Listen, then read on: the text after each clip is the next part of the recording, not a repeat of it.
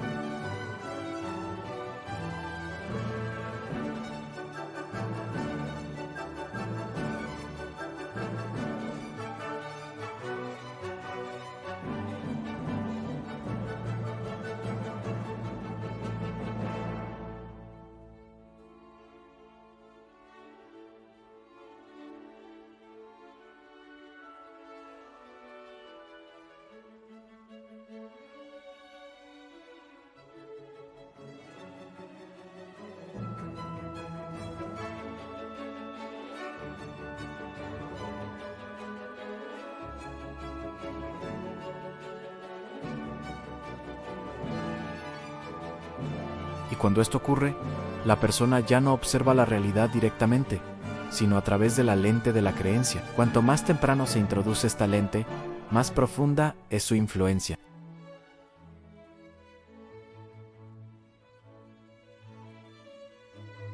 Se asocian con pertenencia, amor, protección, aprobación.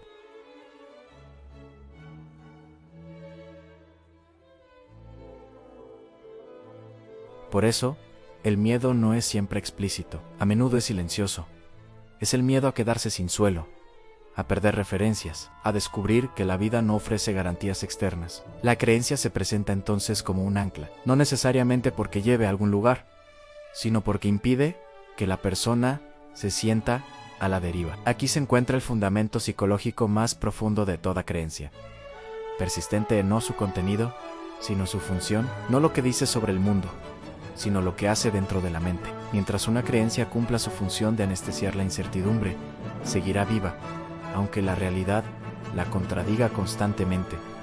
El problema no es creer, el problema surge cuando la creencia sustituye la capacidad de tolerar el no saber, cuando se convierte en una barrera contra la reflexión, cuando impide explorar preguntas que no garantizan respuestas cómodas. Y es precisamente en este punto donde comienza el conflicto central de nuestra historia, porque cuando alguien empieza a reconocer que su creencia no le ofrece comprensión, sino contención, algo se mueve internamente. Una incomodidad diferente aparece, no causada por el mundo, sino por la posibilidad de que el refugio no sea tan sólido como parecía. Ese momento marca el principio de algo irreversible, no el abandono inmediato de la creencia, sino la grieta inicial, el instante en que la mente se permite una pregunta nueva, más peligrosa que cualquier otra.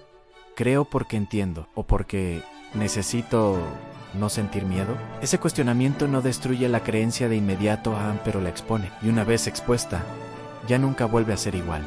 Cuando una creencia ya ha cumplido su primera función, reducir la incertidumbre, comienza a cumplir una segunda, mucho más profunda, ofrecer una sensación de control. El ser humano no tolera bien la idea de que muchas cosas importantes simplemente ocurren sin motivo, sin justicia y sin aviso. La creencia surge entonces como una herramienta psicológica para domesticar el azar. No se trata de controlar realmente la realidad, sino de sentir que se controla. Esa diferencia es crucial, porque el control simbólico es suficiente para calmar la mente. Cuando la persona cree que sus acciones, palabras o pensamientos influyen directamente sobre el orden invisible del mundo, la ansiedad disminuye, incluso si ese vínculo nunca puede demostrarse. Aquí aparece una de las ilusiones más poderosas de la creencia, la idea de que el caos puede ser negociado, que existe una forma correcta de comportarse, de pensar o de obedecer que garantiza protección. No protección absoluta, pero sí la promesa de que algo malo no debería pasar. Si hago todo bien, esta idea es emocionalmente adictiva. La mente aprende rápidamente que seguir ciertas reglas reduce el miedo, y cuando algo reduce el miedo, se vuelve indispensable. Poco a poco, la creencia deja de ser una narrativa simbólica y se transforma en un sistema de control interno, no impuesto desde fuera, sino autoimpuesto. El problema no es la regla, es el miedo que la respalda. Cuando algo sale mal, la persona no cuestiona el sistema, se cuestiona a sí misma. No piensa quizás esta creencia no explica la realidad, sino quizás fallé yo. Así, la creencia se vuelve inmune a la experiencia. Nunca puede fallar, porque siempre existe una forma de culpar al creyente. Este mecanismo refuerza la dependencia. La persona comienza a vigilarse constantemente. Observa sus pensamientos, sus emociones, sus impulsos, no para comprenderlos, sino para corregirlos antes de que generen consecuencias invisibles. La vida interior se convierte en un campo de inspección permanente. Pensar deja de ser un acto libre y pasa a ser un riesgo. Aquí el miedo cambia de forma. Ya no es solo miedo a lo que pueda ocurrir en el mundo exterior, sino miedo a uno mismo, miedo a sentir algo incorrecto, miedo a dudar, miedo a cuestionar. La creencia se infiltra en la mente hasta convertirse en una voz interna que anticipa castigos antes de que exista cualquier falta real. Este tipo de control es extremadamente eficaz porque no necesita vigilancia externa. La propia persona se vigila, se corrige se limita y cree que lo hace por convicción, cuando en realidad lo hace por temor a perder la seguridad emocional que la creencia le proporciona. Con el tiempo, el control simbólico reemplaza la responsabilidad real. En lugar de reflexionar sobre las causas concretas de los acontecimientos, se buscan explicaciones abstractas. El sufrimiento ya no es producto de circunstancias complejas, sino de errores invisibles. El azar desaparece, todo tiene una causa moral. Esta visión crea una falsa sensación de justicia universal. Si algo malo ocurre, alguien falló. Si algo bueno ocurre, alguien obedeció correctamente. El mundo se vuelve comprensible, pero a costa de la compasión, porque cuando todo se interpreta como consecuencia moral, el dolor ajeno deja de ser tragedia y se convierte en juicio. La dependencia se profundiza cuando la persona cree que sin la creencia, el caos sería total, que abandonar ese sistema significaría quedar indefenso frente a la vida. La creencia ya no es solo una opción espiritual, es una armadura emocional. Y como toda armadura, protege, pero también limita el movimiento. Aquí surge un dilema silencioso.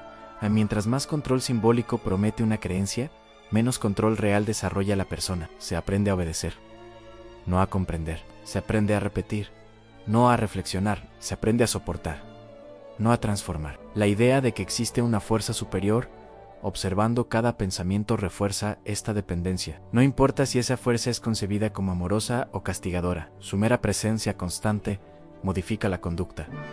El individuo interioriza la mirada.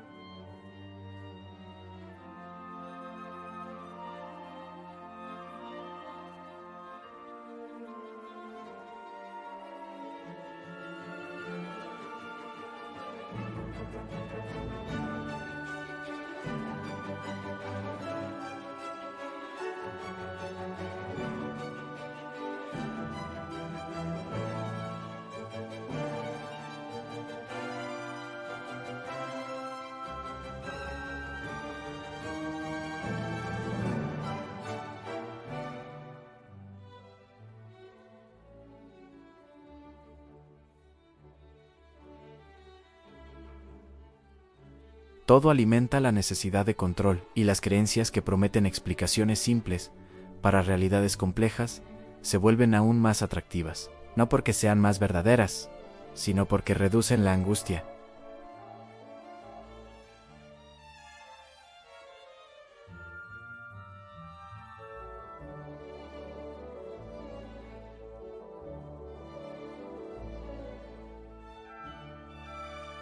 Por eso muchas personas defienden sus creencias con tanta intensidad. No están defendiendo una verdad objetiva, están defendiendo su estabilidad emocional. Cuestionar la creencia equivale a quitar el suelo bajo los pies, y frente a esa posibilidad, cualquier argumento racional resulta insuficiente. Sin embargo, aquí comienza a surgir una fisura. Algunas personas empiezan a notar que el control prometido nunca es completo, que el miedo no desaparece, solo cambia de objeto, que la dependencia no trae paz, sino vigilancia constante, que la seguridad ofrecida es frágil y exige un precio continuo. Ese reconocimiento no libera de inmediato, pero incomoda, y esa incomodidad es nueva, porque no viene del caos externo, sino de la estructura interna que supuestamente debía proteger. Es en ese punto donde el miedo empieza a invertirse. El temor ya no es perder la creencia, sino permanecer atrapado en ella. La mente comienza a sospechar que el control ofrecido no es una solución,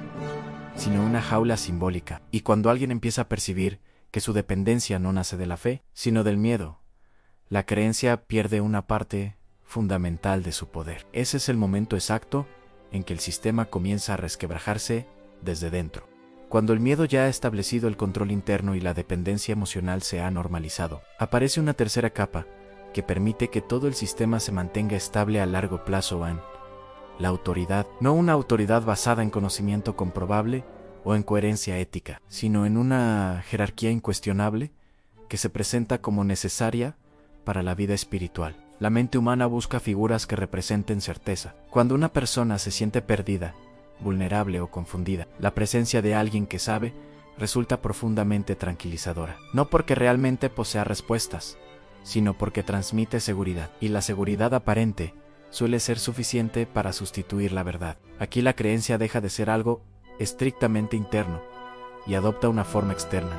Se organiza, se institucionaliza, se estructura en niveles que determinan quién puede hablar, quién puede interpretar y quién debe obedecer. La figura de autoridad no necesita demostrar consistencia personal. Su poder surge de la posición que ocupa dentro del sistema. Este tipo de autoridad se protege a sí misma mediante un mecanismo silencioso pero eficaz en la culpa. No una culpa específica, ligada a acciones concretas, sino una culpa difusa, persistente, que nunca desaparece del todo. La persona aprende que, incluso cuando cumple, nunca es suficiente. Siempre hay algo más que corregir, algo más que purificar, algo más que sacrificar. La culpa actúa como un ancla emocional. Mantiene al individuo mirando hacia adentro no para comprenderse, sino para buscar fallas, y mientras más busca, más se encuentra. La autoridad se presenta entonces como la única capaz de orientar, absolver o interpretar correctamente lo que el creyente no logra resolver solo. Así, la sumisión se confunde con humildad. Obedecer deja de ser una elección consciente y se convierte en una virtud moral. Cuestionar no solo es innecesario, sino peligroso. El pensamiento crítico se redefine como arrogancia, rebelión o falta de fe. Este desplazamiento es fundamental, porque una vez que cuestionar se interpreta como defecto espiritual, la persona aprende a silenciar sus propias dudas, no porque no existan, sino porque generan angustia y culpa. El conflicto interno no se expresa, se reprime, y lo reprimido no desaparece, se internaliza. La autoridad rara vez necesita imponerse de forma violenta. Su dominio es más sutil. Se construye a través del discurso, del lenguaje, de la repetición constante de la idea de inferioridad humana. El creyente se asume como incapaz de comprender lo profundo, lo sagrado, lo verdadero. Aprende que su intuición es peligrosa y su criterio insuficiente. Este proceso debilita progresivamente la confianza personal. El individuo deja de sentirse sujeto de su experiencia y pasa a verse como un receptor pasivo de instrucciones superiores. El sentido moral ya no nace de la reflexión, sino de la obediencia. Y la obediencia resulta emocionalmente cómoda cuando se ofrece como salvación. En este punto, la autoridad ya no necesita justificar sus errores. Al estar situada por encima del juicio común, Cualquier señalamiento se interpreta como ataque al sistema mismo. El fallo de la figura no desacredita a la creencia, desacredita al cuestionador. Así, el poder se vuelve inmune a la crítica. La culpa cumple aquí una función doble. Primero, asegura que el creyente siempre se sienta en deuda. Segundo, desvía la atención de las contradicciones externas hacia conflictos internos. En lugar de preguntarse si la estructura tiene fallas, la persona se pregunta constantemente qué está haciendo mal ella. Con el tiempo, esta dinámica genera una sumisión emocional profunda. No una obediencia forzada, sino voluntaria. El creyente se somete porque cree que sin esa guía estaría perdido, y cuanto más tiempo ha vivido bajo esta lógica, más difícil resulta imaginar una identidad fuera de ella. La sumisión también se fortalece a través de narrativas que exaltan el sacrificio. Sufrir se presenta como señal de fidelidad, callar como virtud, a soportar como prueba. La injusticia deja de ser algo que debe cuestionarse y pasa a ser algo que debe aceptarse como parte del camino espiritual. Este tipo de pensamiento normaliza el abuso, no siempre de manera explícita, pero sí estructural, porque cuando se enseña que la autoridad no debe ser cuestionada y que el sufrimiento tiene valor moral, se crea un entorno donde el daño puede justificarse con facilidad. La paradoja es evidente. Una estructura que afirma conducir hacia la libertad interior termina produciendo dependencia emocional. Una fe que promete alivio termina reforzando la culpa. Y una autoridad que dice guiar termina desplazando la responsabilidad personal. Pero incluso en este sistema tan cerrado, aparece una fisura inevitable a la incongruencia, cuando las acciones de la autoridad contradicen los valores que predica, cuando el discurso moral no coincide con el comportamiento, cuando el castigo parece arbitrario y el perdón selectivo. En ese momento, el creyente experimenta una disonancia incómoda. No sabe si confiar en lo que ve o en lo que le han enseñado a creer. Y cómo confiar en la experiencia propia implica un riesgo emocional enorme. Muchos eligen negar lo evidente. Sin embargo, no todos logran sostener esa negación indefinidamente. En algunas personas, la culpa comienza a perder efectividad. Ya no produce sumisión, sino cansancio. El sacrificio deja de sentirse sagrado y empieza a sentirse injusto. Y la autoridad, lejos de inspirar seguridad, genera inquietud. Cuando eso ocurre, el sistema responde reforzando el miedo. Se intensifican las advertencias, se dramatizan las consecuencias de cuestionar, se insiste en que fuera del sistema solo hay caos, error y perdición. El objetivo no es convencer, sino disuadir. Pero cuando una persona llega al punto de percibir que la autoridad no la eleva, sino que la reduce, algo esencial se rompe. No de forma violenta, sino silenciosa. La obediencia comienza a sentirse como renuncia a uno mismo. Ese instante marca el comienzo de una transformación profunda. No la destrucción inmediata de la creencia, sino la pérdida de la credibilidad emocional de la autoridad. La persona ya no se siente protegida por quien manda, sino contenida. Y cuando la sumisión deja de sentirse virtuosa y empieza a sentirse limitante, el sistema pierde uno de sus pilares más importantes. Después del miedo, del control y de la autoridad, queda una última capa. No es visible, no se predica, no se nombra en discursos ni rituales, pero está presente en casi todas las creencias que se sostienen con una fuerza desproporcionada frente a la evidencia. Es la razón real por la que muchas creencias no desaparecen, y casi nadie quiere mirarla de frente.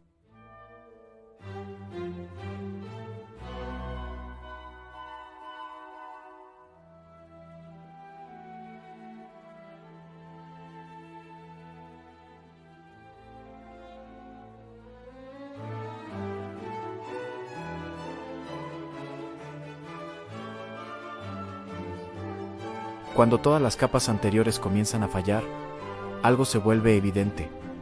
A muchas creencias no organizan la vida, la anestesian, no ofrecen comprensión profunda, ofrecen una narrativa suficientemente estable para no mirar el vacío.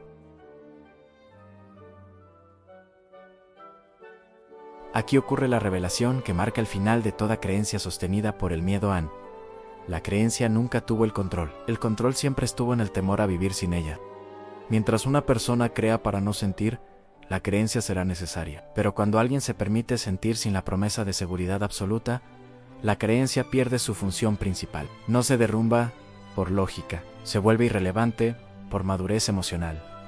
Este es el punto que rara vez se discute. Muchas personas no sostienen sus creencias porque las han elegido conscientemente, sino porque no desean atravesar el periodo de desorientación que vendría después de soltarlas.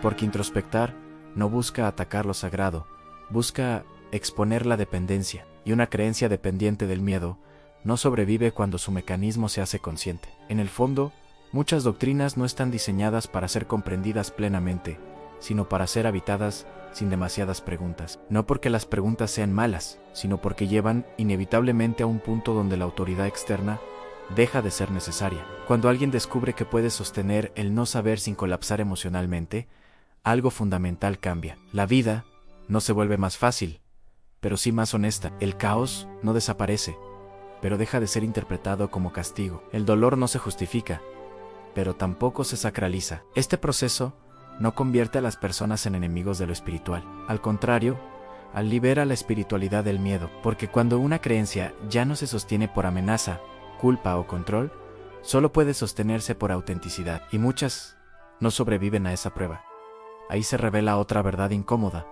Algunas creencias no desean creyentes conscientes, desean fieles estables, personas previsibles, interpretables, manejables emocionalmente, no porque exista una conspiración universal, sino porque cualquier estructura de poder, religiosa, ideológica o cultural, tiende a preservar su estabilidad antes que fomentar la autonomía. Implica distinguir entre fe y dependencia, entre confianza y miedo.